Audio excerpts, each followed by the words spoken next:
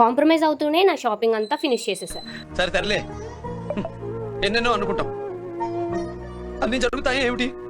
ఇక మ్యాటర్ ఏంటంటే ఇక పెళ్లికూతురు షాపింగ్ అంతా అయిపోయిందబ్బా. ఇక మాది షాపింగ్ చేయాలి కదా. ఇక మా షాపింగ్ చేసేటప్పుడు అసలు నాకు ఏడ్పే తక్కువ అనమాట. మొత్తం కాంప్రమైజ్‌తోనే నా షాపింగ్ అంతా కంప్లీట్ చేశాను. అదేంటో ముందు ముందు చెప్తా చూసేయండి. ఫస్ట్ అయితే నేను మా ఆడబిడ్డ సేమ్ కడదాం అనుకున్నాం అనమాట. సో ఫస్ట్ అయితే పెళ్లికి శారీస్ కట్టుకుందాం, రిసెప్షన్‌కి లంగా ఓణీలు కట్టుకుందాం అనేసి మేమైతే అనుకున్నాం అనమాట. సో ఫస్ట్ అయితే పట్టు చీరలు చూపియండి అన్నప్పుడు వాళ్ళైతే కొన్ని తీసుకొచ్చారు. మా ఆడబిడ్డ అన్నది కదా కొంచెం స్టోన్స్ టైప్‌లో వర్క్ టైప్‌లో తీసుకుందాం అనేసరికి ఓకే అది పక్కకు పెట్టేసి స్టోన్‌లో చూద్దాం అనేసి వచ్చామనమాట. సో ఈ శారీ అయితే అసలు ఎంత బాగుందంటే అరౌండ్ 8,000 పడ్డదనమాట.